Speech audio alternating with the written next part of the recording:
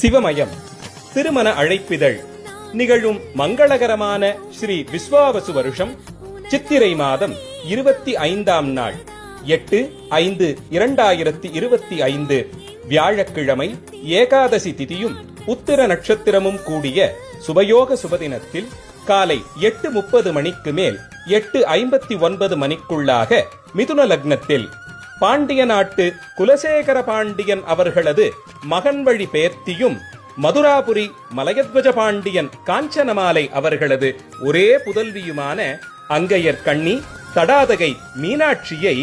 அண்டம் முழுதாளும் அண்ணல் கைலயம்பதிவாள் ஆதிகந்தமில்